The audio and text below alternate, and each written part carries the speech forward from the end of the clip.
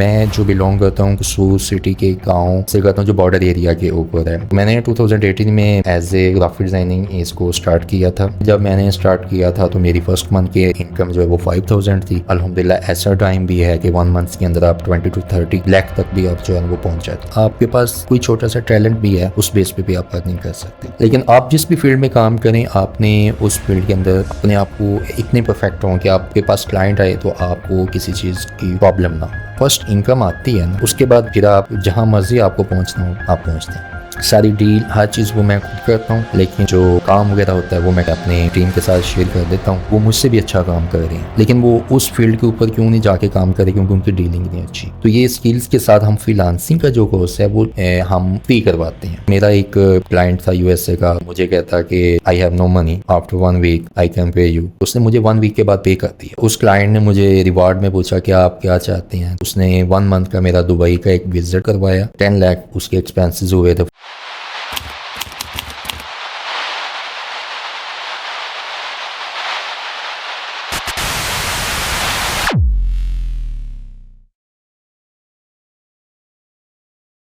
अस्सलाम वालेकुम, welcome to another episode of मुकालमा विद मोहित।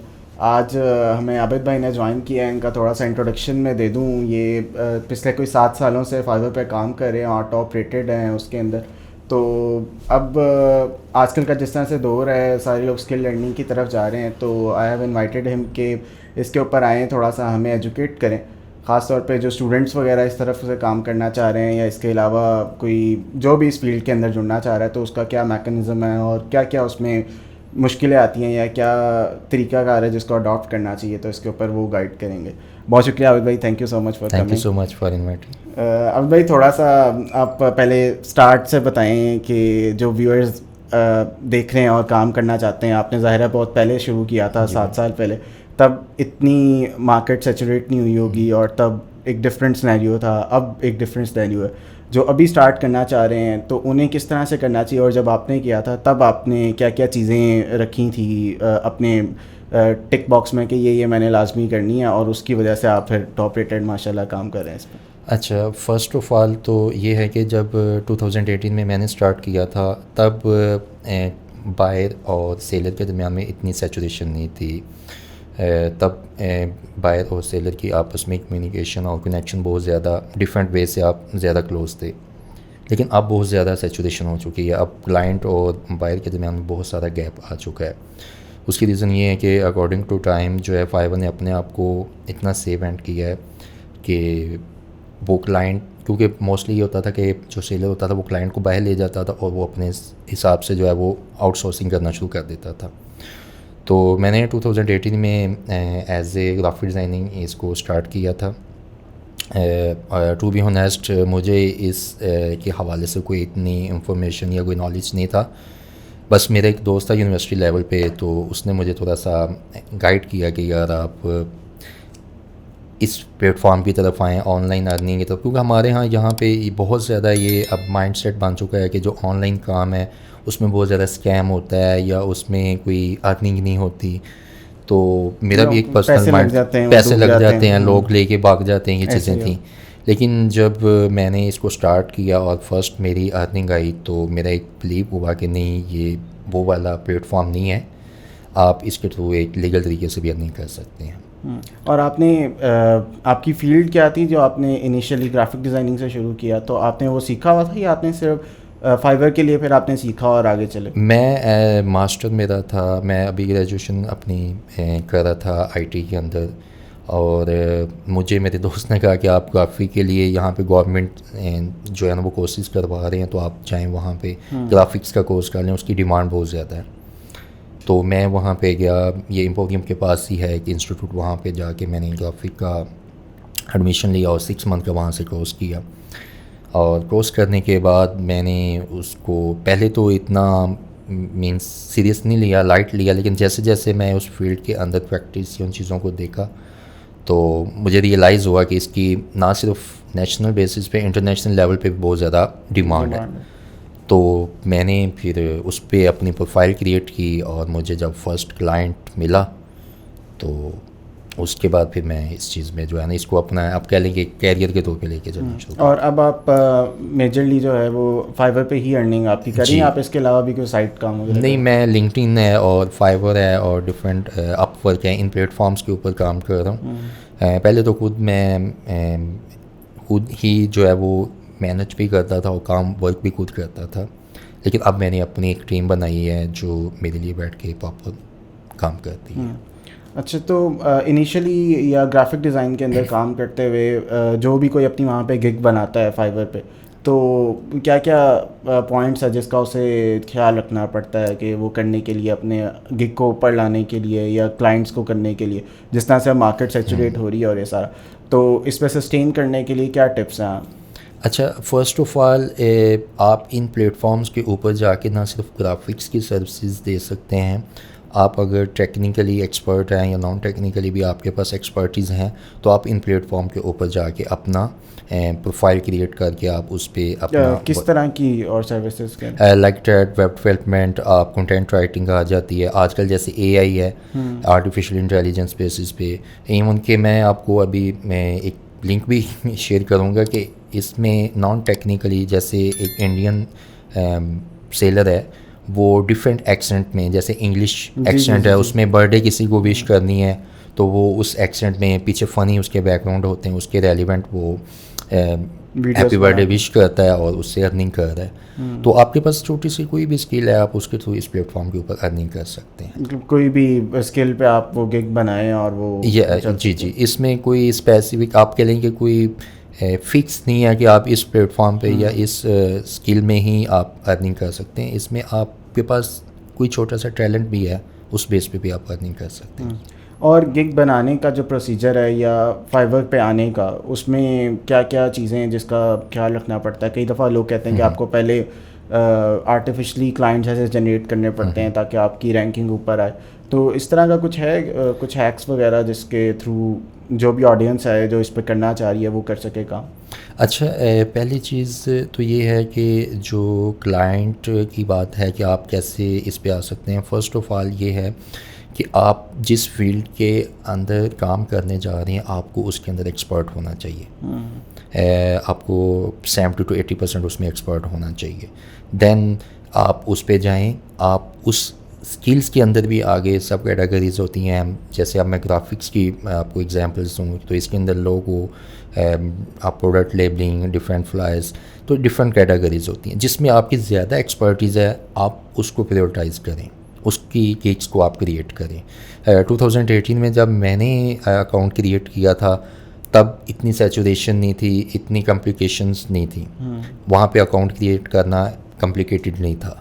लेकिन अब इन 7 साल के अंदर इतनी कॉम्प्लिकेटेड चीज़ें हो गई हैं कि फाइवर ने अपने आप को इतना अपग्रेड कर दिया है कि वो वहाँ पे न्यू सेलर के लिए जो है वो अकाउंट क्रिएशन करना, वो चीज़ें करना पड़ती। अच्छा, मैं फाइवर ही क्यों रिकमेंड करता हूँ, अपवर्क भी है और डिफरेंट प्लेटफॉर्म भी है, उसकी रीज़न ये है कि फाइवर जो न्यू सेलर होता है उसको बहुत प्रमोट करता है, उसको बहुत सपोर्ट करता है। जैसे अपवर्क चले जाएँ आप, उस पर ये होता है कि अपवर्क पे जाके आपको बिल्ड्स करनी पड़ती हैं जो कि पेड होती हैं, लेकिन फाइवर पे आपको पेड बीट नहीं करनी पड़ती। तो ये न्यू सेलर के लिए बहुत ज़्यादा जो है एडवांटेज होता है। तो उसी चीज़ जो आपने एक न्यू सेलर के लिए इन होना और उसके बाद फिर उसमें रिव्यूज़, फीडबैक जनरेट करना, वो कितना डिफ़िकल्ट होता है या कैसे वो कर सकता है। तो फर्स्ट ऑफ़ ऑल ये है कि आजकल ज़ाहिर बात है थोड़ा टाइम टेकिंग चीज़ें हैं। मोस्टली ऐसे लोग भी हैं जो ऑनलाइन पाकिस्तान में या बाहर रह के आपको फेक रिव्यूज़ जो है वो दे रहे होते हैं आपकी प्रोफाइल्स के ऊपर। बिल्कुल। तो फाइवर का कुछ एल्गोरिदम इस तरह का होता है कि सम टाइम वो उसको फैच कर लेता है, सम टाइम उसको फैच नहीं करता। अगर आपकी अच्छी प्रोफाइल ऑलरेडी चल रही है तो उसके ऊपर फेक रिव्यूज़ आप लेते हैं, वो फेक नहीं होते, ऑलमोस्ट आप कह लें कि वो पेड होते हैं। तो न्यू सेलर को मैं रिकमेंड नहीं करूँगा कि वो फेक या पेड रिव्यूज़ पे जाएँ कि इतनी इन्वेस्टमेंट करें। हाँ, जो ऑलरेडी वर्क कर रहे हैं, कोई क्लाइंट आता है वो आके आपको बैड फीडबैक दे जाता है जिससे आपकी रेटिंग डाउन हो जाती है, तो उन लोगों को मैं सजेस्ट करता हूँ कि वो इस चीज़ को जो है वो फॉलो करें। और अगर उनके क्लाइंट्स उस वजह से नहीं आ रहे तो वो अपने बाहर कंट्रीज़ में बैठे हुए लोगों से बेशक उनको मीटिंग में ला के उनके साथ जो है वो प्रॉपर तरीके से एनीडेक्स पे या किसी पे वो प्रॉपर क्रिएट करके उसमें, क्योंकि वो आपकी प्रोफाइल को फिर अपडेट होने देता है। दूसरा हमारे यहाँ ये देखा जाता है कि लोग कमिटमेंट कर लेते हैं और बाद में वो कर नहीं पाते। अक्सर होता है कि वो टास्क आ जाता है, फिर बाद में वो देख रहे होते हैं यार ये किससे करवाया जाए। तो इससे भी क्या रेटिंग वगैरह में या कोई फ़र्क पड़ता है कि लेट्स सपोज अगर आप ग्राफिक डिज़ाइन का भी कर रहे हैं तो एक पोस्ट आपने पहले अपनी गिग में डाल दी है और अब उसको जो क्लाइंट को जो काम चाहिए आप उस लेवल का जनरेट नहीं कर सकते। बिल्कुल। देखिए हमारे यहाँ पे हम अगर एक नेशनल या एशियन कंट्रीज़ के लिहाज से बात करें तो अक्सर आपने भी इस चीज़ को फेस किया होगा, मैं 5 मिनट में पहुँच रहा हूँ या 10 मिनट में आपको दे रहा हूँ, लेकिन बाहर के जो क्लाइंट्स होते हैं वो डेडलाइन को फॉलो करते हैं। वो अगर आप उनकी डेडलाइन से आउट हो गए तो वो कैंसलेशन की तरफ जाएंगे, जो कि आपकी प्रोफाइल के लिए बहुत जो है वो नुकसानदेह हो सकती है। तो क्लाइंट का जो टाइम डेडलाइन ये बहुत इंपॉर्टेंट होती है आपको प्रॉपर। अब जैसे मैं आपको अपना थोड़ा सा बताऊं तो मुझे फ़र्स्ट जब प्रोजेक्ट आया था $5 का 2018 की बात है, और वो USA का क्लाइंट था और कोई किसी मिलिट्री का था, उसने लोगो बनवाना था। तो मैंने उसको लोगो क्रिएट करके दिया और मुझे इतनी आप कह लें कि कोई इतना एक्सपीरियंस नहीं था इस प्लेटफॉर्म का, लेकिन जब मैंने उसको क्रिएट करके दिया उसने मुझे 5 स्टार दिए। तो वो आपके अंदर एक कहते हैं ना कि नई चीज़ को जब आप अडॉप्ट करते हैं अपने अंदर, आपको वो मिलती है तो आप खुशी के मारे पागल हो जाते हैं, मोटिवेट होते हैं। तो मैंने फिर उसके बाद फिर उसने मुझे दूसरा प्रोजेक्ट भी दिया और इसी तरीके से मैंने उसको कंटिन्यू किया। वो आपका क्लाइंट बन गया? हाँ जी, और स्लोली फिर वो आहिस्ता आहिस्ता मेरे क्लाइंट्स उसके अकॉर्डिंग आना शुरू हो गए। थोड़ा टाइम टेकिंग था लेकिन आहिस्ता आहिस्ता क्लाइंट्स जो है वो आना स्टार्ट हो गए। अच्छा, अब अगर कोई नेगेटिव रिव्यू आ जाता है या आप पाकिस्तान में रहते हुए जिस तरह बात हो रही थी, यहाँ पे लाइट के बड़े मसले हैं, इंटरनेट के बहुत सारे मसले हैं और मतलब ये तो बहुत कॉमन चीज़ें हैं जो कि देखी जाती हैं। तो अगर आप ये नहीं किसी वजह से कर सके, उनको फॉलो अप नहीं कर सके टाइमली या कुछ इस तरह, तो और उन्होंने कोई नेगेटिव कमेंट भी कर दिया, तो फिर इसका क्या तरीका है कि उससे बचा जाए और अब आपकी गिग को ऊपर लाया जाए? असल में ना फर्स्ट ये मैं चीज़ों को फेस करता हूँ क्योंकि मेरी टीम भी ऑनलाइन बैठ के काम कर रही होती है। तो आप जब फिज़िकली होते हैं ना तो आपको पता होता है आपके सामने बैठ के काम हो रहा है, लेकिन जब आप रिमोट बेस पे काम कर रहे होते हो तो आपको बहुत सारी चीज़ों को आप कोई कह देते हैं कि जी मेरा नेट नहीं आ रहा, तो आप रिमोट पे चेक तो नहीं कर सकते। तो इन चीज़ों को हम फेस करते हैं। तो मैं प्रेफर करता हूँ कि आप फिज़िकली उस चीज़ को लेके चलें। सेकेंड ये होता है वहाँ पे फाइवर ने आपको हर इन फ्रीलांसिंग के प्लेटफॉर्म ने आपको हर ऑप्शन दी होती है। फ़र्ज़ करें मेरा एक क्लाइंट है, उसकी डेडलाइन 2 आवर्स रह गई है और टाइम अभी कम है और काम ज़्यादा पड़ा है या मैं उसको कंप्लीट नहीं कर पाया। तो फर्स्ट तो हमें क्लाइंट से जो है वो कम्युनिकेट करना होगा, उससे रिक्वेस्ट करनी होगी कि आप टाइम एक्सटेंशन कर दें। अगर तो मोस्टली क्लाइंट्स एक्सटेंशन कर देते हैं, वो नहीं करते जो ऑलरेडी आपको डेडलाइन दे चुके होते हैं। लेकिन मोस्टली ये है कि वहाँ पे आपके पास ऑप्शन होता है, आप टाइम एक्सटेंशन करवा लेते हैं। अगर क्लाइंट टाइम एक्सटेंड कर लेता है तो वेल एंड गुड, लेकिन अगर वो नहीं करता और वो आपके ऑर्डर को एक्सेप्ट करता है और उसका नेगेटिव फीडबैक दे के जाता है तो वो आपकी प्रोफाइल पे इम्पैक्ट करता है। फिर कोशिश ये होती है कि जो आपके अगले प्रोजेक्ट्स हैं उनको आप जल्दी से जल्दी कंप्लीट करके उनकी अच्छी रेटिंग लेके जो आपका नेगेटिव फीडबैक आया उसको आप पुश डाउन कर दें।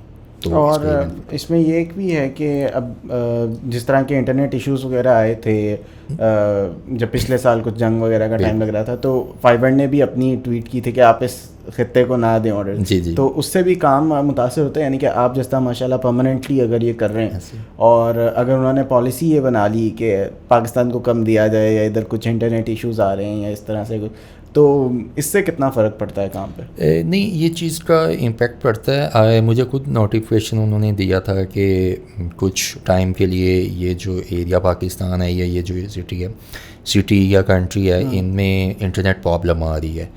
तो लेकिन उन डेज़ के अंदर भी मुझे प्रोजेक्ट्स आ रहे थे। उसकी रीज़न ये थे कुछ परमानेंट क्लाइंट्स थे, कुछ न्यू क्लाइंट्स आते हैं, उनको मीन्स सम टाइम ये होता है कि वो उस नोटिफिकेशन को वो रीड ही नहीं करते या उनको उस चीज़ का नॉलेज ही नहीं होता। वो जस्ट आते हैं तो वो आके आपकी प्रोफाइल को देखते हैं, अदर पीपल्स को जो फीडबैक होता है क्लाइंट्स के वो देखते हैं। तो वो उनका एक माइंडसेट बन जाता है कि यार ये जो क्लाइंट कस्टमर है या जो ये सेलर है ये ऑलरेडी बहुत अच्छा काम कर रहा है, लोगों ने इसको इतने अच्छा 5 स्टार्स दिए हैं, फीडबैक दिया है, तो वो एक माइंडसेट उनका वहाँ पे जो है ना वो बन जाता है, जिस वजह से फिर वो दूसरी चीज़ों को इग्नोर करके आप लोगों तक रीच करते हैं। हाँ, अगर वो मैसेज करते हैं, आप उनको रिस्पॉन्स थोड़ा सा लेट करते हैं या अगले दिन जाके करते हैं, तो फिर ये चीज़ें इम्पेक्ट करती है आप। और अगर आप ये जो इस तरह से मैसेज करने की और रिस्पॉन्स वाली बात है, इसके अंदर टाइम के कितने इश्यूज़ है? अब मोस्टली ऐसा होता है यानी कि अब मेरे पास अगर एक स्किल है, लेकिन क्योंकि मुझे सारा टाइम एक यूनिवर्सिटी को देना है और असाइनमेंट्स भी करनी है, तो मेरे पास टाइम नहीं है कि मैं रात को जागूँ और मैं ऑनलाइन बैठ के कस्टमर्स के साथ डील करूँ और वो सारा कुछ। तो जो स्टूडेंट साथ अगर करना चाह रहे हैं तो उसके लिए क्या पॉसिबिलिटी है, और उन्हें गिग किस लेवल तक का बनाना होता है, या जो भी आपका काम है चाहे वो सब स्टैंडर्ड हो या आप कहीं से क्या कहेंगे उसको एक्सपोर्ट करना या आउटरीच करके आप कोई और किसी का काम लगा लें और बाद में वो चीज़ ना हो, तो ये कितना फ़र्क पड़ता है एक स्टूडेंट जो उसमें आना चाह रहा है? जी, मैं इस चीज़ को अंडरस्टैंड कर रहा हूँ और आप भी इस चीज़ से एग्री होंगे। आजकल 1-2 बजे से पहले तो कोई स्टूडेंट या कोई भी बंदा सोता नहीं है मोबाइल की वजह से।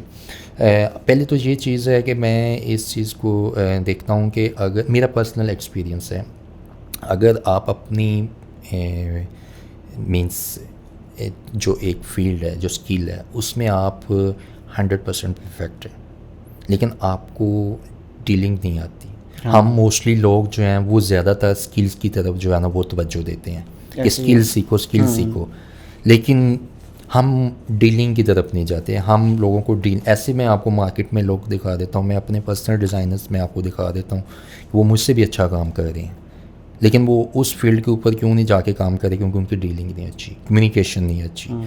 तो जिस तरह से आपने क्वेश्चन किया कि एक स्टूडेंट है जो है सुबह जिसने स्कूल या कॉलेज या यूनिवर्सिटी जाना होता है, वो अपने टाइम को कैसे मैनेज करता है, तो फर्स्ट ऑफ़ ऑल ये है कि मोस्टली आलमोस्ट इसका ये होता है कि डिफरेंट टाइम जोन्स होते हैं।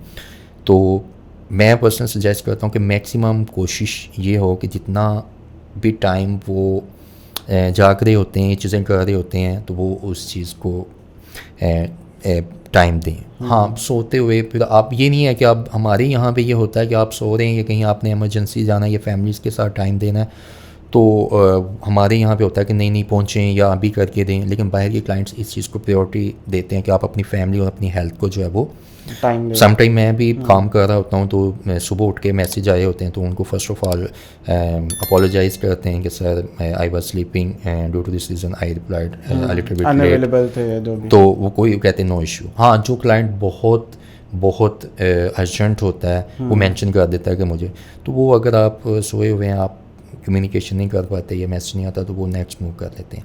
लेकिन ना करने से बेहतर, मैं पर्सनली ये कहता हूँ कि ना करने से बेहतर है कि आप उस चीज़ पे वर्क करें। आप खुद काम नहीं कर सकते, आप काम ले तो सकते हैं, आप एज ए मैनेजमेंट की तरफ जा तो सकते हैं, आप काम पकड़ें, आप अपनी टीम या आप आउटसोर्सिंग करें। आपने सुबह यूनिवर्सिटी जाना है, काम पकड़ने में कोई टाइम नहीं, 10-15 मिनट्स के अंदर आप कम्युनिकेशन करके आप उनसे काम लें।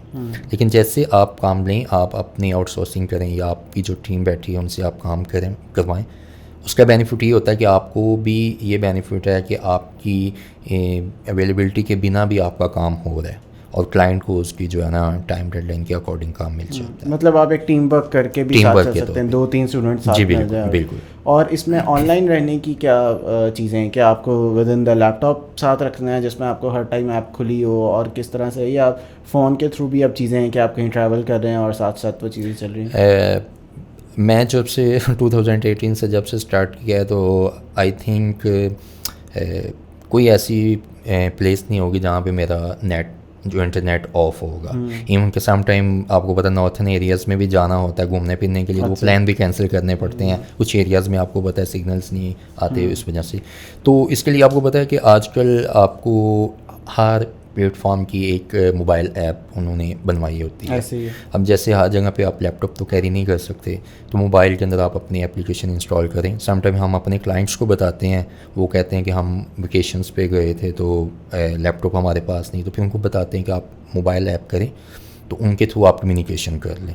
तो आपके पास एक मोबाइल ऐसी चीज़ है जो हर पर्सन के पास है उसके पॉकेट में होती है।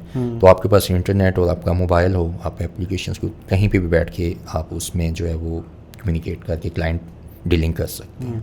और इसमें जितना इस तरह डील करते हैं, इसमें लैंग्वेज का कितना बैरियर है? जो लोग मतलब इंग्लिश आना ज़रूरी है और कितनी फ्रीक्वेंटली आना ही चाहिए? जी, ये लैंग्वेज ज़ाहिर बात है, लैंग्वेज का बहुत ज़्यादा इम्पेक्ट होता है आपकी कम्युनिकेशन में। देखें, अक्सर आपने सुना होता है कि लैंग्वेज बैरियर बहुत ज़्यादा आ रहा है। लैंग्वेज बैरियर जो होता है ना, ये गैप जो होता है वो यही होता है कि हम एक दूसरे की बात को अंडरस्टैंड नहीं कर पाते, और जो बाहर के क्लाइंट्स होते हैं अगर वो कम्युनिकेशन गैप आ रहा है तो वो इरिटेट होते हैं और उस वजह से फिर वो ज़रा किसी और ऑप्शन की प्रायोरिटी तरफ करते हैं चले कि जाएं। हम किसी और तरफ जाएं। तो अब स्टार्टिंग जैसे मैंने 2018 में किया था, तो वहाँ पे मेरी इतनी बेस इतनी अच्छी नहीं थी इंग्लिश में। तो आपके पास सबसे मेन चीज़ आपके लिए गूगल ट्रांसलेट है। आजकल तो आपको पता है चैट जीपीटी भी है, वो आपकी बहुत हेल्प। तो आप जो क्लाइंट आपके साथ कम्युनिकेट कर रहा है, अगर आपको थोड़ा बैरियर आ रहा है या आप उसको अंडरस्टैंड नहीं कर रहे, आप कॉपी करें, गूगल ट्रांसलेट पे जाएं या चैट जीपीटी पे जाके उनको कहें कि इसको ट्रांसलेट करें, वो आपकी लैंग्वेज के अंदर ट्रांसलेट। तो जैसे जैसे आप कम्युनिकेट करते हैं तो आहिस्ता आहिस्ता चीज़ें जो है वो आपको अंडरस्टैंड। जैसे अब मैं खुद इंग्लिश के मुझे प्रॉब्लम होती थी स्टार्टिंग में, लेकिन मैं देखता था कि क्लाइंट क्या कह रहा है, इस सेंटेंस का मतलब क्या है। तो उस चीज़ को जब नेक्स्ट टाइम मैंने वही चीज़ क्लाइंट से कम्युनिकेट करनी होती थी, मैं वो लाइन यूज़ करता था। तो आहिस्ता आहिस्ता जो है वो आपको पूरी होगी। और मैं समझता हूँ कि इंग्लिश जो है वो एक ऐसी लैंग्वेज है या कोई भी चीज़ है, उसके अंदर आपकी प्रैक्टिस जितनी ज़्यादा होती है वो चीज़ें आप उतनी ज़्यादा जो है उसमें अपने आप को परफेक्ट कर लेते हैं, प्रोफेशनल हो जाते हैं उस चीज़ के अंदर। और एज एन ये बिज़नेस करते हुए अब कितना आप इससे अर्निंग कर चुके हैं, या कितना आप कहेंगे कि इतनी इजीली कोई भी बंदा जो बेसिक उसके पास एक स्किल हो और इंग्लिश लैंग्वेज या उसके पास इंटरनेट की सर्विसेज और ये चीज़ें बेसिक्स के साथ, वो कितना स्काई इज़ द लिमिट, लेकिन आप कितना कर चुके हैं और आपके इर्द गिर्द के लोग कितना कितना कर चुके हैं कि जिससे बंदा मोटिवेट हो सके? अच्छा, इसमें ये है कि स्टार्टिंग में आप थोड़ा लो लेवल की अर्निंग पे जाते हैं, ये डिपेंड करता है क्लाइंट्स पे भी।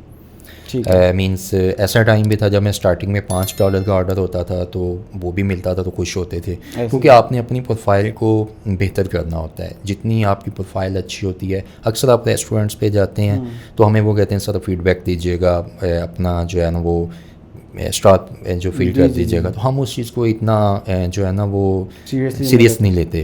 लेकिन बाहर के क्लाइंट्स में अब मैं खुद काम कर रहा हूँ तो मुझे इस चीज़ का आइडिया हुआ है कि यार ये चीज़ कितनी इंपॉर्टेंट्स होती है आपके बिजनेस के लिए। रिव्यूज़ लेना, रिव्यूज़ 5 स्टार मीन्स कि 4.7 भी मिलता है तो वो फील होता है या 0.1 स्टार जो है वो इसने क्यों डिडक्ट किया है। तो वो चीज़ें बहुत मैटर।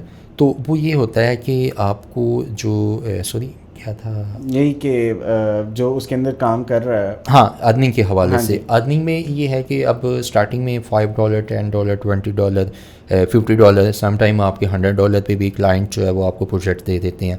ये क्लाइंट पे डिपेंड कर रहा है कि वो किस नोयत का है या किस लेवल का वो अफोर्ड कर सकता है। 2018 में जब मैंने स्टार्ट किया था तो मेरी फर्स्ट मंथ की इनकम जो है वो 5000 थी।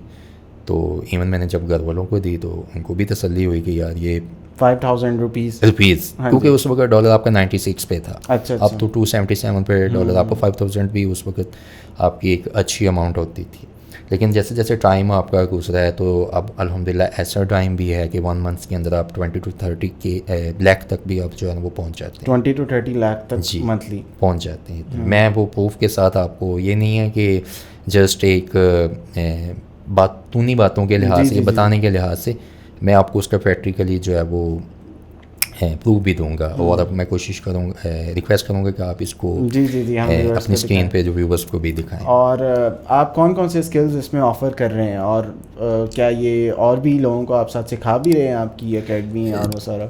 जी, मैं बेसिक डिमांडिंग स्किल्स के लिहाज से अगर देखा जाए तो आपकी ग्राफिक डिज़ाइनिंग है, वेब डेवलपमेंट है।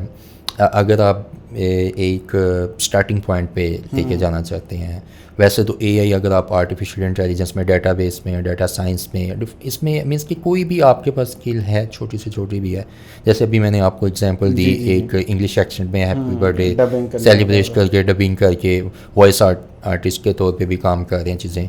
लेकिन आप जिस भी फील्ड में काम करें, आपने उस फील्ड के अंदर अपने आप को इतने परफेक्ट हों कि आपके पास क्लाइंट आए तो आपको किसी चीज़ की प्रॉब्लम ना हो।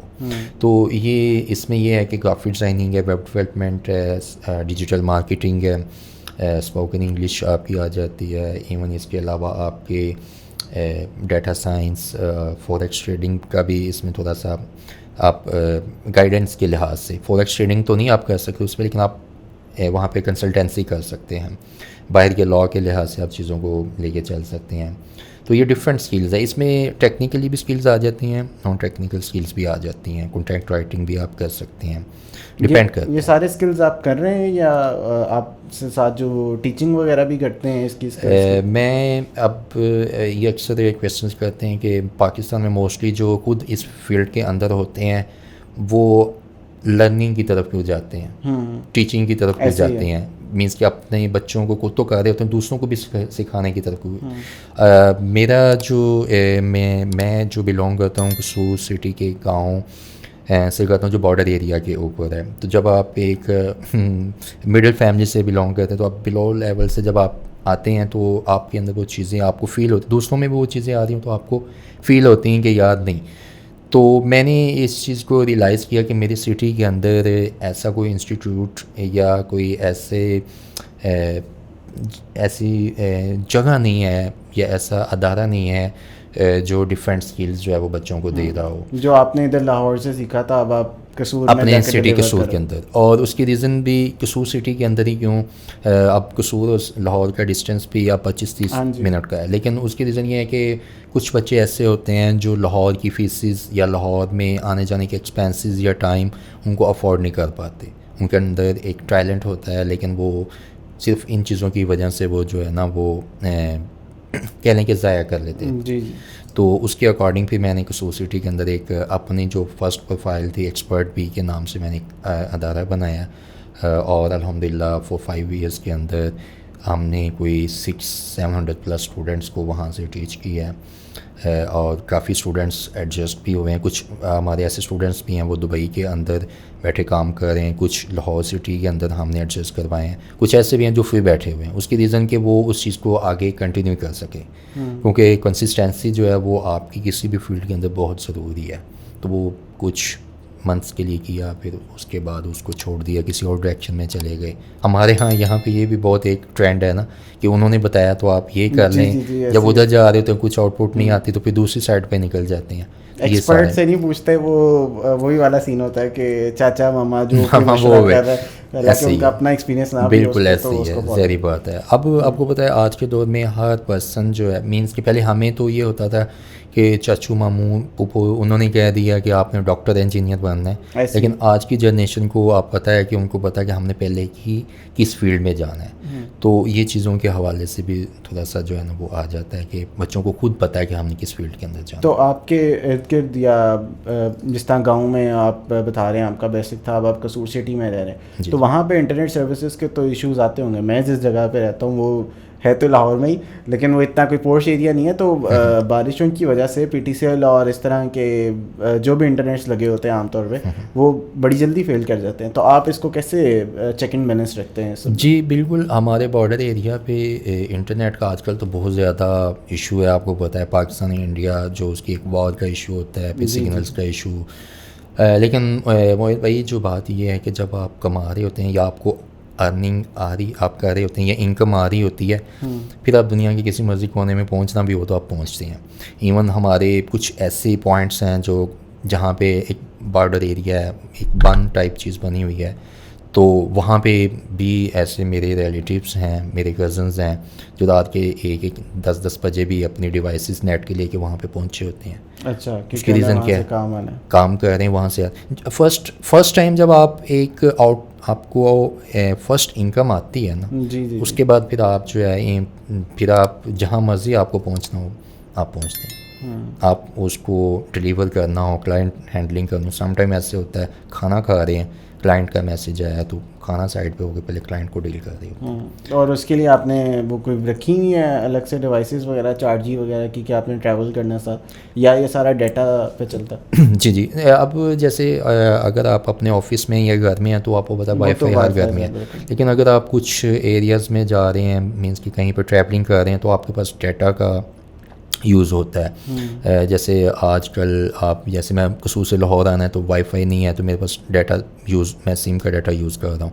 लेकिन जैसे आप कुछ नॉर्थन एरियाज़ में जाते हैं या कुछ ऐसे एरियाज़ में जाते हैं तो वहाँ पे फिर उनकी अपने इलाके की जो है वो सिम्स आपको अवेलेबल होती हैं, चीज़ें होती हैं, तो उसके अकॉर्डिंग फिर आप वहाँ पे डाटा यूज़ हर एरिया आपने स्पेसिफाइड करके उस पर काम कर सकते वो फिर आप डाटा, आप वाईफाई या डाटा जो है आप कहीं पे आप देखते हैं ना, किसी भी होटल में जाएं तो सबसे पहले जाके पूछते हैं यार वाईफाई क्या है। वो खुद भी, बल्कि आप अगर नॉर्दर्न वाली साइड पे ट्रैवल कर रहे होते हैं तो वो चीज़ें गिनवाते हुए बताते हैं कि बाबा वाईफाई भी है, तो वो वाईफाई की बेस पे सिलेक्शन हो रही होती है, बाकी चीज़ें चाहे वो अच्छी हैं या नहीं, लेकिन वाईफाई पे आपको वो सिलेक्ट करते हैं। तो इसके लिए इंटरनेट देखें, आज के दौर में आपको पता है कि इंटरनेट बहुत ज़रूरी है, तो वो हर पॉइंट पे जो है उसकी अवेलेबिलिटी, अभी तो गवर्नमेंट ने भी आप डिफरेंट पॉइंट्स पे आपको पता है कि वाईफाई, फ्री वाईफाई दिए हुए हैं, चीज़ें यूज़ कर रहे हैं, तो इसी वजह से फिर उसके लिहाज से। तो जो आपके पास स्टूडेंट्स काम कर रहे हैं, आप उनको बिल्कुल फ्रॉम द ज़ीरो सिखाते हैं, और ये ऑनलाइन सर्विसेज भी हैं अगर किसी ने अवेल करनी हो तो उसकी क्या क्या ऑप्शन है? जी, जो कसूर से अगर नहीं रहते लेकिन किसी और जगह से और वो ये सीखना चाहते हैं स्किल्स, तो एक तो कौन कौन से स्किल्स हैं, और वो आप बिल्कुल बिगनर लेवल से सिखा रहे हैं या उनके लिए कुछ बेसिक्स आपके रूल्स हैं? फ़र्स्ट ऑफ़ ऑल तो हमारी फ़िज़िकली एंड ऑनलाइन बोथ जो है ना वो हम सर्विसेज दे रहे हैं, फ़िज़िकली भी और ऑनलाइन। इवन कि हमारे पास कराची के डिफरेंट सिटीज़ के बच्चों ने भी हमसे कोशिश की हैं, इवन के लाहौर के बच्चे भी हैं जो फ़िज़िकली अवेलेबल नहीं हो सकते थे, तो उन्होंने ऑनलाइन की है। दूसरा, इसमें हम डिफरेंट कोर्सेज जो स्किल्स हैं वो सिखा रहे हैं, जैसे graphic designing, web development, digital marketing, forex trading है, उसके अलावा पावर BI है, डाटा साइंस है, फॉरेक्स, उसके अलावा फ्रीलांसिंग का जो एक प्लेटफॉर्म वो हम हर कोर्स के साथ बच्चों को फ्री करवा रहे हैं कि बच्चे सीख तो लेते हैं लेकिन उनको पता नहीं होता कि हमने अब नेक्स्ट स्टेप पे किस प्लेटफॉर्म पे जाके या किस तरह से हमने क्लाइंट को जो है वो टारगेट करना है, किस तरह से क्लाइंट हंटिंग करनी है। मेरे मुताबिक सीखना मुश्किल नहीं होता, मेन चीज़ होती है आपने क्लाइंट कैसे फाइंड करना होता है। तो ये स्किल्स के साथ हम फ्रीलांसिंग का जो कोर्स है वो हम फ्री करवाते हैं हर कोर्स के साथ। उसकी रीज़न ये है कि बच्चा एक स्किल सीख तो लेता है लेकिन उसको ये नहीं पता हम क्लाइंट के साथ कम्युनिकेट कैसे करें। हम अब फाइवर है, अपवर्क है, डिफरेंट प्लेटफॉर्म, इनकी टर्म्स एंड सर्विसेज हैं, कुछ SOPs हैं।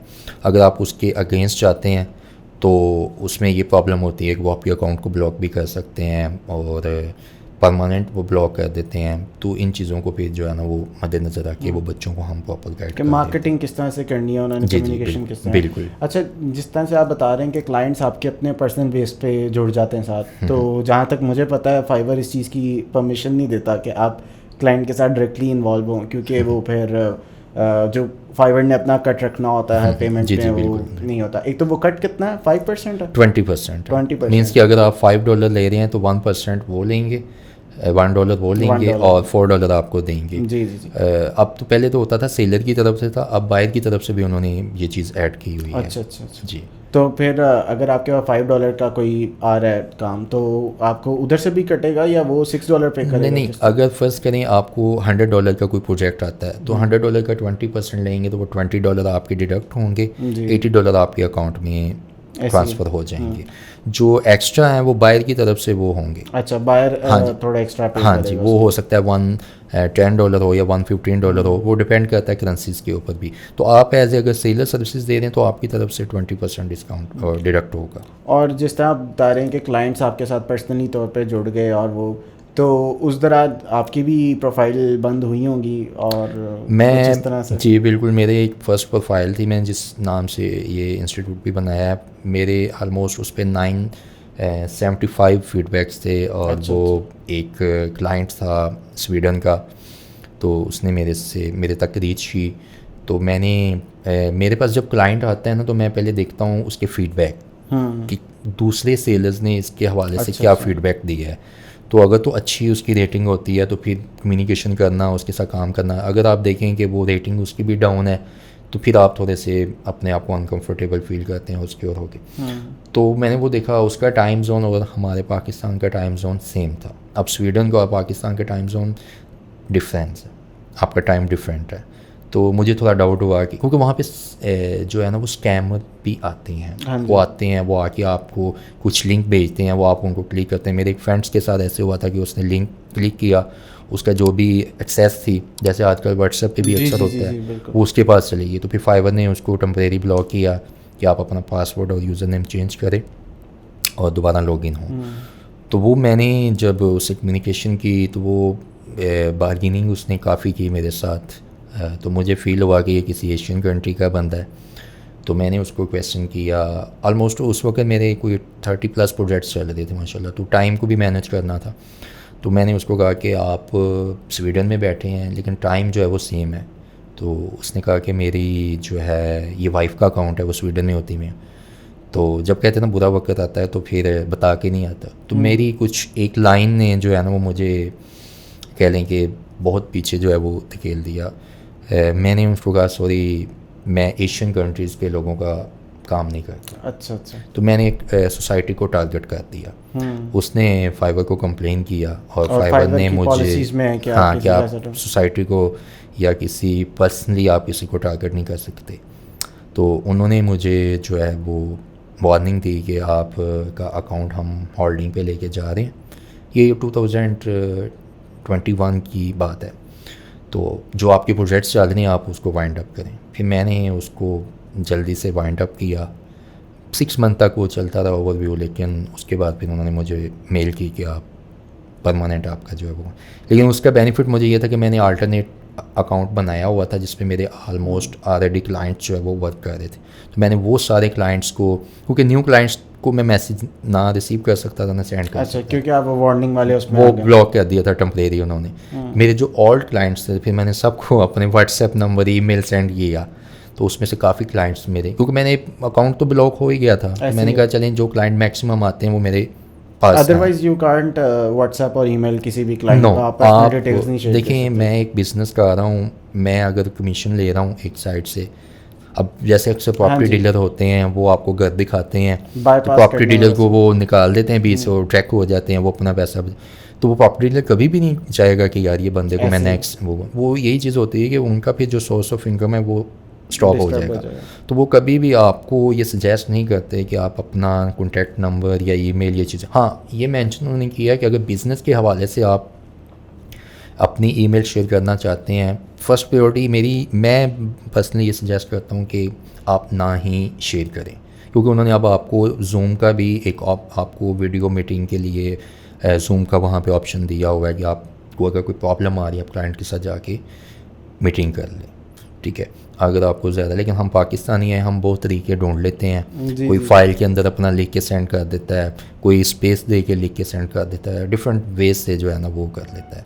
तो क्लाइंट रीच आउट जो है वो हो जाती है। ऑलमोस्ट मेरे 200 से 300 क्लाइंट्स ऐसे हैं जो मेरे साथ बाहर काम कर रहे हैं, लेकिन होता रिस्क है, आप बेहतर यही कि उस चीज़ से अवॉइड करें।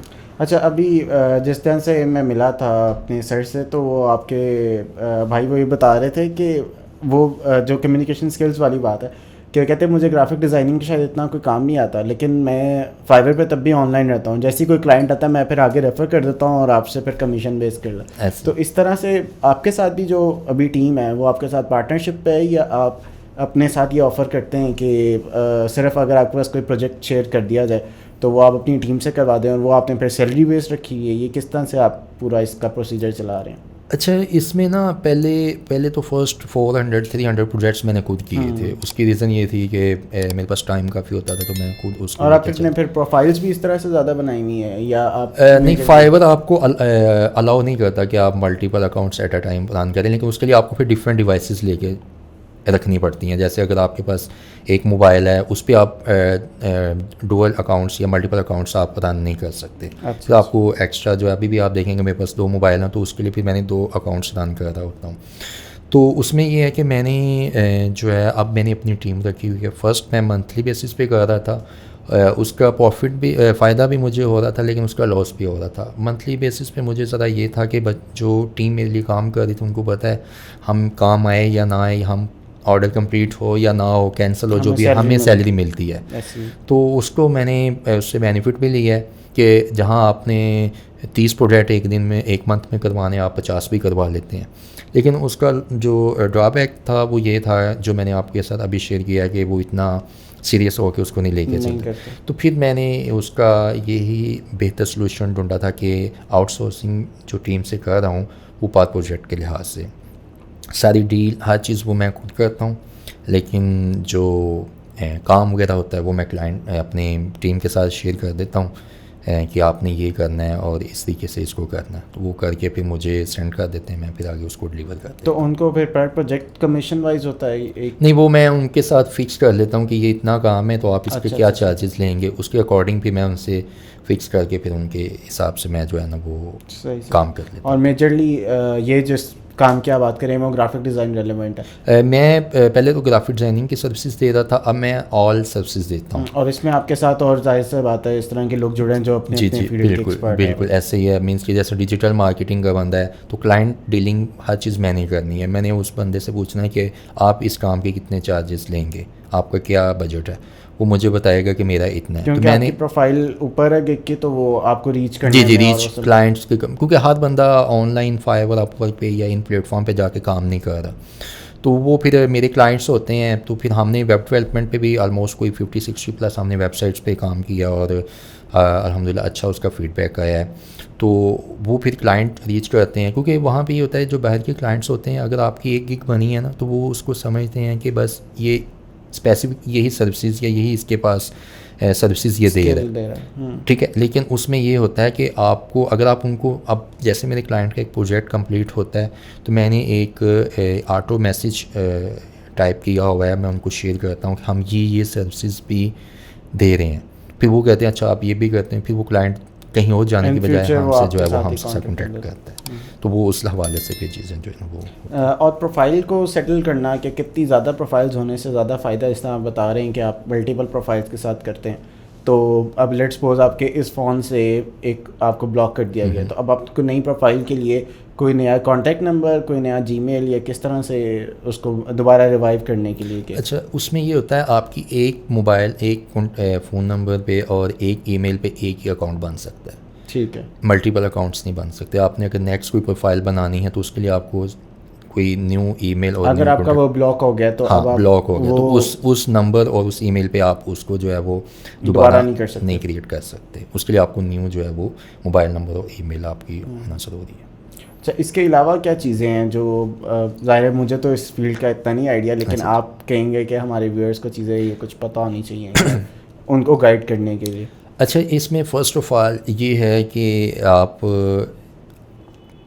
जो एक न्यू सेलर है, ज़ाहिर बात है कोई भी बिज़नेस या कोई भी काम आप स्टार्ट करते हैं तो उसमें वो टाइम टेकिंग होता है। मैं एक शॉप बना लेता हूँ फिज़िकली, तो मुझे नहीं पता आज मेरे कितने कस्टमर आएंगे, कितनी मेरी सेल होगी, वो फिक्स हाँ नहीं जी, है। ऐसे जैसे ही। एक सैलरी बेस्ड पर्सन को पता है कि मंथली मुझे इतना मिल जाना है।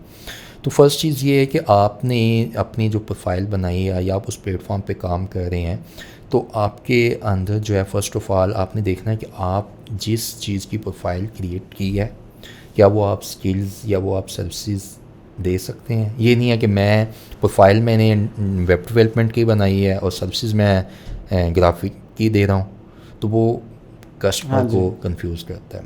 सेकंड थिंग, आपने जिस भी चीज़ को वहाँ पे क्रिएट करना है प्रोफाइल के अंदर गिग्स को, चीज़ों को, वो आपकी क्लियर हो, यानी कस्टमर जो आता है, क्लाइंट जो आता है, वो कंफ्यूज ना हो।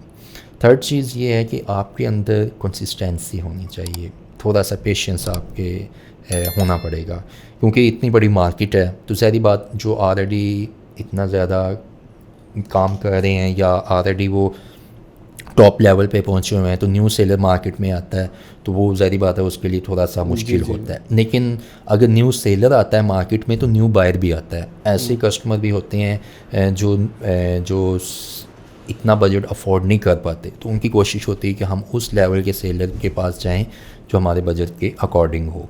तो फिर वो लो बजट वाले जो होते हैं वो स्टार्टिंग में जो है वो फिर न्यू सेलर के पास आते हैं। और कितनी रेशो है इसमें कि कितने परसेंट तक लोग आते हैं और उनको क्लाइंट मिल जाता है? लेट्स सपोज कि किसकी बिल्कुल नया अकाउंट बनाया है, नई गिग बनाई है, तो फाइवर उसे कितना सपोर्ट करता है कि वो लोगों के पास शो अप होता भी है या उसको कोई और वो फेक रिव्यूज़ वाला और वो चीज़ें करनी ही पड़ती हैं in the start to get the client? अब ना फाइवर पे ना आपकी अर्निंग वेलोसिटी जो है ना वो डिपेंड कर रही होती है। आप देखें, मैं एक यहाँ पे कोई भी अपना एम्प्लॉय रखता हूँ, वो मुझे जितनी ज़्यादा मेरी सेल जनरेट कर रहा है ना, मैं उसको उतना ज़्यादा जो है ना बेनिफिट्स या उसको ज़्यादा प्रायोरिटाइज़ करूँगा। फाइवर भी यही करता है। वो आजकल तो उन्होंने डिफरेंट ऑप्शंस वहाँ पे दिए हुए हैं आपकी ऑप्टिमाइज मींस के वो पर क्लिक सीपीसी जिसको हम बोलते हैं, क्लिक पर कोस्ट। अक्सर आप एसईओ में देखते हैं कि जितने आपकी, क्योंकि हमारी जो रैंकिंग होती है ना, वो जितनी आपकी प्रोफाइल के ऊपर क्लिक होता है वो उतनी ज़्यादा बूस्ट होती है। अक्सर आपने नाम सुना होगा इम्प्रेशंस, क्लिक्स और ये चीज़ें। इम्प्रेशन बेसिकली ये होता है कि आपकी प्रोफाइल के ऊपर या आपकी गिग्स के ऊपर कितनी दफ़ा कोई आया है, वो आया है जस्ट उसने देखा है। लेकिन क्लिक पे ये होता है कि जैसे वो उस लिंक के ऊपर क्लिक करता है तो वो ऑटोमेटिकली फाइवर उसको क्या करता है, वो आजकल इन्होंने एक ऑप्शन दिया हुआ है ऑप्टिमाइज का फाइवर एड्स के नाम से। वो कोई भी बायर आता है, वो चाहे ऑर्डर आपको देता है या नहीं देता, वो जब सीपीसी करते हैं उसका आप एक बजट मखसूस कर देते हैं, 6, 10, 9 जो भी है, उसके अकॉर्डिंग वो सीपीसी उनका रेट होता है। तो जितनी ज़्यादा आपकी गिग्स पे या प्रोफाइल पे क्लिक्स होते हैं उतनी ही फाइवर का एक एल्गोरिदम है कि वो कुछ उन्होंने देखिए, कुछ होता है मैनुअल होता है, कुछ होता है ऑटोमेटिकली चीज़ें होती हैं। तो इतने बड़े प्लेटफॉर्म के ऊपर हर चीज़ को मैनुअल मैनेज करना बहुत मुश्किल होता है। तो वो जितना फिर वो उसके ऊपर क्लिक्स होता है वो उतनी ही बूस्ट करती है आपकी गिग्स। अगर फर्स्ट पेज पे है, जैसे अब मैं मेरी फर्स्ट पेज पे 3rd रो पे फर्स्ट लाइन पे है और वहाँ पे गिग्स कोई 60,000 गिग्स हैं। तो उसमें ये है कि वो क्यों है, क्योंकि हम क्लाइंट्स फाइवर को जो सेल है वो बहुत जनरेट करके दे रहे हैं, क्लाइंट सेटिस्फेक्शन बहुत ज़्यादा हो रही है, अर्निंग बहुत ज़्यादा हो रही है।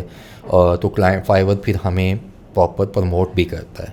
फिर अगर न्यू सेलर बन रहा है तो वो ना सिर्फ फाइवर पे करे, बल्कि वहाँ पे आपके ऑप्शंस होते हैं, आप फेसबुक, इंस्टाग्राम, आप लिंक्डइन, डिफरेंट प्लेटफॉर्म्स के ऊपर जाके भी आप अपनी गिग्स को, अपनी चीज़ों को शेयर कर सकते हैं, ताकि कस्टमर जो बाहर हैं, जो फाइवर यूज़ नहीं कर रहे, वो बाहर से कस्टमर आपके इस प्लेटफॉर्म पे आएँ और आपके साथ आके काम करें।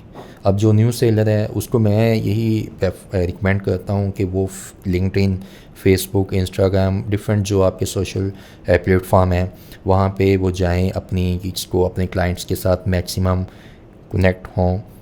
जो क्लाइंट आता है, जो इंटरेस्टेड है, उसको आप फाइवर पे लेके आएँ। उसका बेनिफिट एक तो ये होता है कि वहाँ पे एज ए थर्ड पार्टी आप काम करते हैं। देखिए, आप फेसबुक या इंस्टा पे काम करेंगे, आपसे कोई काम करवाए वो आपको ब्लॉक कर भी देता है, आप उस तक रीच नहीं कर पाते, कुछ कर नहीं सकते उसका, ठीक है। लेकिन इन प्लेटफॉर्म्स के ऊपर ये होता है कि आपको थर्ड पार्टी के तौर पे अगर वो आपके साथ स्कैम कर भी जाता है तो फाइवर आपको पे करेगा।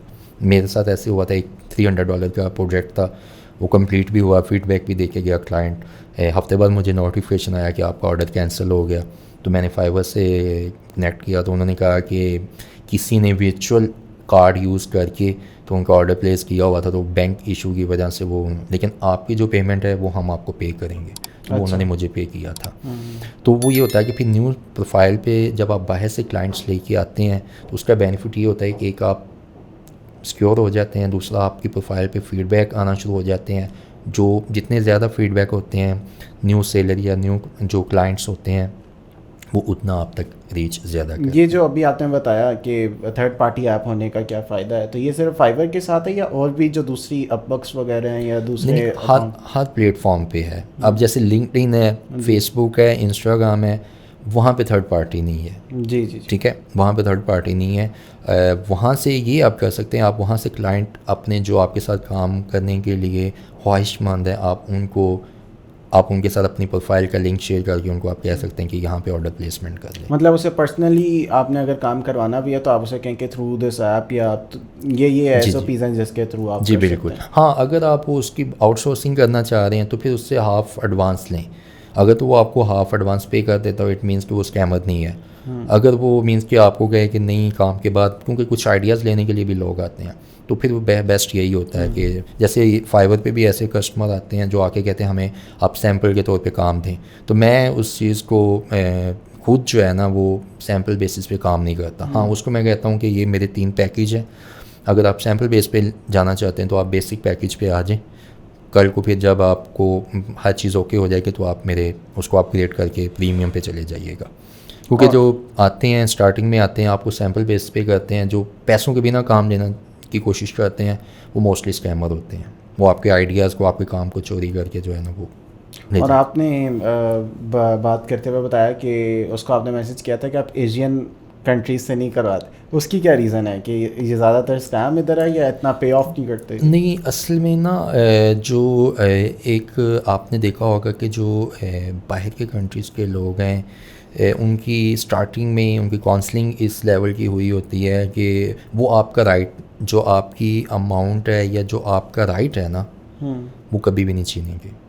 जितना काम करा रहे हो उतना पे ऑफ जो भी है, ठीक है। कभी आप मीन्स के समटाइम ऐसे होता है, आज जैसे वीकेंड है तो मैं क्लाइंट को कहता हूँ कि मैं अपनी फैमिली के साथ हूँ, मैं आपको मंडे को दूंगा, तो वो इस चीज़ से खुश होता है अच्छा, वो इस चीज़ की रिस्पेक्ट करेगा कि यार नहीं, या आप मुझे जैसे मैं कुछ कहूँगा कि मैं हेल्थ इशू है तो वो आपको कहेगा नहीं, आप पहले उसको फर्स्ट प्रायोरिटी उसको दें, देन आप जो है वो काम की तरफ आएँ। कुछ ऐसे भी होते हैं जो कहते हैं नहीं हमें पहले काम दें, तो वो आपकी इन फर्स्ट आपकी हेल्थ और आपकी फैमिली इनको प्रायोरिटाइज कर रहे होते हैं। एशियन कंट्रीज़ में आप मोस्टली देखेंगे तो उनमें वो यही कहेंगे कि जी अभी देना है तो अभी देना है, जो भी हो रहा है। क्योंकि एक माइंडसेट बना हुआ है, कोई सच भी बोल रहा हो तो वो कहता है कि नहीं ये मुझे जो है ना वो झूठ बोल रहा है या ऐसा कोई इशू नहीं। हाँ, वो इस लिहाज से तो वो उस चीज़ से भी। अब ऐसे क्लाइंट्स भी हैं, इंडियन क्लाइंट्स हैं, मींस के पाकिस्तानी क्लाइंट्स हैं, उनका भी हमने काम किया। ये नहीं कि एशियन कंट्रीज़ के लोग अच्छे नहीं होते, बहुत अच्छे लोग भी हैं, लेकिन वो एक आपको पता है कुछ बुरे लोगों की वजह से अच्छे लोगों का जो एक इमेज बना वो ख़राब हो जाता है। तो कोशिश यही होती है कि बाहर के क्लाइंट्स को जो है वो हम प्रायोरिटाइज, लेकिन अगर अच्छा क्लाइंट है इंडियन या पाकिस्तानी अच्छा पे कर रहा है और आप अब तो मैंने आपको बताया ना कि हम उनकी प्रोफाइल पे जाके देख लेते हैं कि कितने प्रोजेक्ट्स इसने किए हैं या क्या चीज़ है, तो उससे आइडिया आपको हो जाता है। तो वो तब था, अब जो है वो हम कर लेते होते हैं। मेन चीज़ होती है क्लाइंट को आपने आपकी डीलिंग से ही पता चल जाता है ये क्लाइंट किस लेवल का है। अगर वो आपके साथ रूडली बिहेव कर रहा है या आपके साथ प्रॉपर तरीके से कम्युनिकेट नहीं कर पा रहा, तो फिर आपको वाइब्स आना शुरू हो जाती हैं, एक्सपीरियंस होना शुरू हो जाता है टाइम के साथ साथ। तो फिर उस वजह से अब यहाँ पे जो एक रीज़न आपकी जो एशियन कंट्रीज़ की आती है वो रेट का भी इशू आ जाता है, प्राइस का। बाहर के क्लाइंट ने आपको पे करना होता है डॉलर के लिहाज से या यूरो या पाउंड के लिहाज से। जो एशियन कंट्रीज़ में बैठ के काम कर रहा है, जैसे हम पाकिस्तान की बात करें तो वो 277 पे आप डॉलर आपका है एक, तो अगर आप $100 में यहाँ काम करेंगे वो तो 28,000 पे बनेगा, तो वो कहेगा यार $100 तो बहुत ज़्यादा है। ऐसे ही है, ठीक है, क्योंकि वो आपकी करेंसी कन्वर्ट हुई है, तो वो कोशिश करेगा कि मैं फिर 28,000 पे या 30,000 पे कोई डिज़ाइनर ही हायर कर लेता हूँ। तो ये भी एक इशू आपका आ जाता है रेट का। लेकिन ऐसे क्लाइंट्स भी होते हैं वो आपको अच्छा पे करते हैं, तो इस वजह से फिर मैं बस वो एक लेसन के तौर पे वो चीज़ मेरे लिए थोड़ी सी थी। तो है, कोई भी चीज़ होती है आप उससे सीखते हैं। तो प्योरिटी यही है कि बाहर के क्लाइंट्स के साथ आप जो है ना वो ज़्यादा काम करें। तो अगर इस सारे को रैप अप करें आविद भाई, जो व्यूअर्स भी देख रहे हैं उनको फाइनल आपकी रिकमेंडेशन टूवर्ड्स द फाइवर भी, या इसके अलावा भी अगर कोई किसी और प्लेटफॉर्म पे या ऑनलाइन काम करना चाह रहा है या कर रहा है तो उसको कोई आप रिकमेंडेशन दें, उसके बाद फिर हम इस पॉडकास्ट को एंड करते हैं। फ़र्स्ट ऑफ ऑल ये है कि रिकमेंडेशन मैं तो पर्सनली यही कहूँगा, आपको पता है कि आजकल गवर्नमेंट्स ने प्राइवेट सेक्टर में हर जगह पे स्किल्स को ज़्यादा प्रायोरिटी दी जा रही है। उसकी रीज़न आपकी डिग्रीज़ या यूनिवर्सिटीज़ लेवल पे हर साल मिलियंस के हिसाब से आपको पता है कि ग्रेजुएट्स वो डिग्रीज होल्डर्स जो हैं वो निकल रही हैं, तो मार्केट्स के अंदर इतनी जॉब्स नहीं है। तो फिर जब आप मार्केट के अंदर जाते हैं आपको जॉब अवेल नहीं होती, तो फिर आप या तो बाहर जाने का सोचते हैं या फिर आप कोई अपना छोटा मोटा बिज़नेस की तरफ जाने की कोशिश करते हैं। तो अगर आपके पास कोई स्किल है, तो मैं जैसे आप अभी बता रहे थे कि आपके ये जो भाई हैं माशाल्लाह वीडियो एडिटिंग भी करते हैं, चीज़ें हैं, तो मैंने आते साथ उनसे पूछा कि आप आउटसोर्सिंग भी कर रहे हैं या नहीं, तो वो कह रहे थे मुझे तो लिंक्डइन का ही बस पता है, बाकी दो चीज़ों का नहीं। जी। तो अब देखिए ना, उनके पास टैलेंट है, वो एक्सपर्ट हैं, लेकिन उनको वो प्लेटफॉर्म का नहीं पता। तो मैं ये हर जो जो बिगनर बिगनर है मैं उनको सजेस्ट करूँगा। देखिए बनाने में क्या है, एक चीज़ है आप बैठे हैं, आप अपना फेसबुक इंस्टा पे अपनी रील्स को टाइम दे रहे हैं, अगर आप अपनी प्रोफाइल बना के या अपनी स्किल्स की आपने वहाँ पे प्रोफाइल बनाई है तो आप अपनी रील्स को टाइम दे रहे हैं, तो हो सकता है उसी टाइम आपको क्लाइंट का मैसेज आ जाए, तो आप उनके साथ वहाँ पे डील करके अपना वर्क जो है वो स्टार्ट कर सकते हैं। तो ना करने से बेहतर है कि आप कुछ ना कुछ करें। तो मैं यही सजेस्ट करूँगा कि आपके पास अगर डिग्री किसी भी लेवल की है, आप उसके अंदर अपने आप को प्रोफेशनल करें, एक्सपर्ट करें, और इन प्लेटफॉर्म्स के ऊपर जाके फाइवर मैं फ़र्स्ट रिकमेंड इसलिए करता हूँ, उसकी रीज़न ये है कि फाइवर न्यू सेलर को जो है या न्यू आपका जो प्रोफाइल होती है उसको सपोर्ट करता है, क्योंकि जितने ज़्यादा वहाँ पे उनके लोग होंगे उतना ज़्यादा उनका प्लेटफॉर्म जो है वो उनकी मोबाइल एप्लीकेशन डाउनलोड होती है, तो ये बेनिफिट उनको बहुत ज़्यादा और कौन सी ऐप्स या अपवर्क है, फ्रीलांसर है, और उसके अलावा आपके लिंक्डइन है, इसके अलावा पीपल पावर हैं, ये डिफरेंट प्लेटफॉर्म्स हैं जिस पे अपवर्क। और ये उन पे मैं इसलिए नहीं, क्योंकि वो स्टार्टिंग में एक न्यू बंदा है वो इतनी बिड नहीं कर पाता। जैसे अपवर्क पे आप आए हैं तो एक आई है, एक कस्टमर ने पोस्ट लगाई है कि मुझे ये इतने डॉलर का काम है, और आप उस पर बिड कर देते हैं $10 की, तो जो आपसे पहले हाई लेवल का बंदा बैठा है वो बिड कर देता है $50 की, तो आपकी $10 वाली बिड तो ज़ाया होगी, वो तो किसी काम की नहीं। तो इस वजह से भी वहाँ पे बिडिंग की वजह से न्यू सेलर के लिए या जो न्यू पर्सन वहाँ पे होता है उनके लिए थोड़ा डिफ़िकल्ट हो जाता है। तो फाइवर पे ये बिडिंग वाला नहीं होता। आप अपना प्रोफाइल अच्छी क्रिएट करें, आप अपनी पोर्टफोलियो अच्छा बनाएं। ये नहीं है कि आपने काम कुछ अपलोड किया है और जब क्लाइंट आता है तो वो आप करके देते हैं तो वो कुछ और होता है, तो वो फिर एक बैड इम्पैक्ट पड़ता है और ट्रस्ट लेवल जो है वो बिल्ड नहीं होता। तो जितना आप अच्छा क्लाइंट को काम करके देंगे वो रिपीट होगा, और जितना क्लाइंट रिपीट होता है उतनी आपकी जो है वो फीडबैक, आपकी सेल्स। फिर वो ऐसे क्लाइंट्स भी हैं जो हमें रिकमेंडेशन करते हैं, बाहर के क्लाइंट्स अपने दोस्तों को रिकमेंड करते हैं कि ये वो। इवन कि मेरा एक क्लाइंट था यूएसए का, उसकी मैंने फ़र्स्ट प्रोडक्ट स्टार्ट की तो मुझे कहता कि आई हैव नो मनी। अब वो था गाना का, लेकिन यूएसए में जॉब कर रहा था, तो मुझे उसने कहा कि I have no money, so after 1 week I can pay you. तो मैंने कहा चलें यार ट्रस्ट करके दे के लेते हैं, क्योंकि बाहर का था, इधर का होता है तो शायद मैं ना। तो मैंने उसकी एक प्रोडक्ट पे काम किया, आहिस्ता आहिस्ता काम करते करते उसने मुझे 1 वीक के बाद पे कर दिया। और उसकी ऑलमोस्ट मैंने 12 प्रोडक्ट्स जो है ना वो उसकी और बिज़नेस के लिहाज से काफ़ी उसको जो है ना वो ये भी फाइवर पे ही आपने जी आप फाइवर पे किया था। और उस क्लाइंट ने मुझे रिवार्ड में पूछा कि आप क्या चाहते हैं, तो उसने 1 मंथ का मेरा दुबई का एक विज़िट करवाया। अच्छा स्पेशल खुद भी आया, और ऑलमोस्ट कोई 10 लाख उसके एक्सपेंसेस हुए थे, 5 स्टार होटल हर चीज़, तो वो उसने खुद। ये होता है या ये जी मैं आपको, आप अगर मेरी प्रोफाइल पर चीज़ें जाएँ तो वहाँ पे देखें मेरा जो विज़िट हुआ है चीज़ें, उसकी रीज़न ये है कि एक आपका ट्रस्ट बिल्ड हुआ था कि उसने मुझे ये कहा था कि यार आपने मुझे उस टाइम पे सपोर्ट किया जब मेरे पास ज़रूरत थी, वरना हर बंदा जो है ना वो आके पैसे की बात कर रहा था। बाहर भी ऐसे होता है, हम तो यहाँ पे कस्टमर जो होते हैं ना आते हैं तो हम उनको कह देते होते हैं कि चलें एक्स्ट्रा आपकी रिवीजन्स आ गई छोटी मोटी, विदाउट एक्स्ट्रा चार्जेस हम उसको कर देते हैं। लेकिन बाहर अगर कंपनीज़ होती हैं वो एक दफ़ा ऑर्डर कंप्लीट हो गया, एक्स्ट्रा वर्क के लिए वो एक्स्ट्रा चार्जेस आप करते हैं, तो वो इस चीज़ से भी अप्रिशिएट करते हैं। तो उस बेस पे उसने फिर मुझे जो है ना वो एक 2022 की बात है, तब उसने मुझे दुबई का एक फुल मंथ का जो है ना वो एक टूर जो है वो गिफ्ट किया था। अच्छा। तो ये है कि आपका ट्रस्ट अच्छा हो ना तो वो क्लाइंट आपको जो है वो अप्रिशिएट भी करते हैं। सबसे मेन चीज़ वो आपको अप्रिशिएट करते हैं, आपके वर्क के वो रिस्पेक्ट करते हैं। यहाँ पे आप अच्छा काम भी कर लें तो फिर भी कोई ना कोई बहाना ढूंढ रहे होते हैं कि यार ये क्या किया। तो देखिए आप एक अच्छा अर्न कर रहे हैं ना, तो आपने चाहे 24 घंटे भी काम किया है तो आपके लिए वो इतना।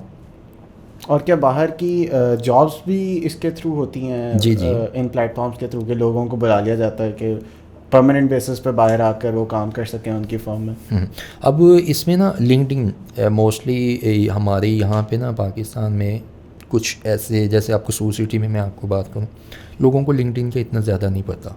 हालांकि आप प्रोफेशनल जितना भी क्लाइंट है ना, जैसे आप फेसबुक पे देखें हर बंदा होगा, लेकिन कुछ प्रोफेशनल सुलझे हुए लोग आपको इंस्टा पे मिलेंगे, हर बंदा इंस्टा पे नहीं मिलेगा। तो लिंक्डइन एक ऐसा प्लेटफॉर्म है जहाँ पे बड़ी बड़ी कंपनीज़ और मोस्टली जॉब होल्डर या कंपनी जिन्होंने रिकमेंडेशन हायरिंग करनी होती है, रिकमेंड करना, वो वहाँ पे होते हैं। और अच्छी अच्छी उन्होंने और बाहर के क्लाइंट्स के साथ अक्सर आप काम कर रही हैं कंपनीज़ के साथ, तो वो आपसे पूछते हैं कि आपके लिंक्डइन प्रोफाइल है या नहीं, क्योंकि एक प्रोफेशनल आपका प्लेटफॉर्म रेज्यूमे सारा उसके थ्रू पता लग जाता है। और अगर अच्छा आप काम करके देते हैं तो आपको मंथली बेसिस पे हायर कर लेते हैं। अब मैं जब दुबई में गया था तो मेरी वहाँ पे एक क्लाइंट थी अबू धाबी में, उसका बिज़नेस था ये कैमल मिल्क, ठीक है, उसका कैमल मिल्क वो वहाँ से, तो उसने मुझे कहा कि आप यहाँ पे आके हमारे लिए काम करें। तो मैंने प्रायोरिटी दी कि आप जो मुझे फुल पे करना चाह रही हैं मुझे हाफ करें मैं अपनी कंट्री, क्योंकि आपको पता है दुबई के अंदर सबसे ज़्यादा स्कैम हो रहे हैं। अच्छा दुबई में सबसे ज़्यादा स्कैम्स होते हैं। 2-3 मंथ के लिए ऑफिस बनाते हैं, हाँ लोन लिया, और पीछे पाकिस्तान बैन वगैरह भी उन्होंने किए हुए थे काफ़ी, पाकिस्तान से भी और डिफरेंट कंट्रीज़ के, तो यही इशू, यही वजह से। तो अच्छे अगर क्लाइंट होते हैं वो आपको अपनी कंपनी के लिए परमानेंट भी हायर कर लेते हैं। तो मैं रिकमेंड करूँगा, मीन्स के छोटी से छोटी स्किल भी आपके पास है तो आप ज़रूर इन प्लेटफॉर्म को जो है वो अपनी प्रोफाइल क्रिएट करके उसको जो है यूटिलाइज करें अपने स्किल को, क्योंकि अर्निंग जो है वो कहीं से भी आ रही हो तो बंदे को वो छूटती नहीं है। तो मैं ये रिकमेंड करूँ। बल्कि वो जिस तरह बात कर रहे थे कि बंदा रील्स वगैरह देख रहा होता है, लेकिन अगर उसको फ़ोन यूज़ करने के और डिजिटल काम करने के इन रिटर्न उसे कैश मिल रहा होगा, कुछ उसे पे बैक हो रहा होगा, तो ऑब्वियसली वो फिर उसकी तरफ टाइम कम लगाएगा और वो इसको एक पॉजिटिव या प्रोडक्टिव वे में यूटिलाइज करेगा अपने टाइम। ऐसे ही आपने अक्सर मैं बस लास्ट पॉइंट पे बात करूँगा, अक्सर आप देखते हैं कि एक मज़दूर सारा दिन काम करता है, हाँ जी, इवन एक मंथली बेसिस पे एक एम्प्लॉय काम करता है, वो चाहे उस जॉब से खुश ना भी हो, लेकिन जैसे ही उसकी सैलरी आती है या जो उसको पे करते हैं तो फ़ौरन वो सारी चीज़ों को जो है वो भूल जाता है। तो इट मीन्स कि जब आप क्लाइंट, अब ऐसे क्लाइंट्स भी होते हैं जो बहुत ज़्यादा जो है ना वो आपको मेंटली टॉर्च करते हैं। मेरा ये लास्ट पिछले वीक की बात है, एक क्लाइंट ऐसा था वो बहुत मेंटली मुझे टॉर्चर कर रहा था। उसकी रीज़न ये थी वो आउटसोर्सिंग पे आ गया था, तो मुझे ये डर था कि कंप्लेन ना कर दे, क्योंकि जिनको टर्म्स एंड पॉलिसीज़ का पता होता है वो थोड़ा सा फिर उनके साथ मुहतात होकर चलना पड़ता है। तो मुझे कहता है कि मेरी एक क्लाइंट है पाकिस्तान में, वो आपको जो है वो मैं उसको बोलूँगा आपको वो आपके ऑफिस से ट्रैक आउट करे, और ये वो मुझे वो हंसी आई। तो खैर बड़ी मुश्किल से मैंने उसको डील किया, काम वाइंड अप करके मैंने, तो मुझे 2 दिन के बाद मैसेज आया, कराची से एक फ़ीमेल थी, तो उन्होंने मुझे जो है वो रीच किया, उसके सैम्पल्स मुझे सेंड किए कि आबिद आपने इसका काम किया है तो इसकी फ़ाइल्स मुझे दें। तो फिर मैंने उसको प्रॉपर एक्सप्लेन किया कि ये इशू था। इवन कि उसने मेरा जो पेपाल पे किया था वो रिफ़ंड भी कर लिया था उसने। अच्छा, तो उस वजह से फिर काम भी उसने ले लिया और रिफ़ंड भी कर दिया, हालांकि वो फाइवर पे उसने मुझे पे किया हुआ था। तो वो फिर उसने मुझे कहा कि अभी ये मैं इसके साथ 2 साल से काम कर रही हूँ, तो ये ऐसा ही क्लाइंट है, लेकिन ये है अगर आप मुझे फ़ाइल्स या वो चीज़ें दे देंगे तो मैं उसको रिक्वेस्ट करके आपकी जो रिफ़ंड है ना वो मैं करवा दूँ। फिर थोड़ा सा उसने हेल्प की और उसने अपनी जो पेमेंट थी वो उसने कंप्लेन वापस ली और वो रिलीज़ करवाई। तो हर जगह पे अच्छे बुरे लोग होते हैं, लेकिन ये है कि जब आप काम कर रहे होते हैं, अब जब पेमेंट आपको मिलती है तो मेंटली आप जो है ना वो एवरीवन सीज द रिजल्ट, जब रिजल्ट आपको अच्छा मिलता है। जी बिल्कुल, आप एफर्ट अच्छी कर रहे हैं तो रिजल्ट जब आपको अच्छा मिलता है तो वो सारी एफर्ट आप भूल जाते हैं। तो ये चीज़ों के हवाले। चलिए, बहुत शुक्रिया आबिद भाई फॉर योर टाइम, आपने बहुत कुछ सिखाया है इस ऑनलाइन लर्निंग के बारे में, और आई बिलीव कि हमारे व्यूअर्स को भी बहुत कुछ सीखने जी इंशाल्लाह। Thank you so much.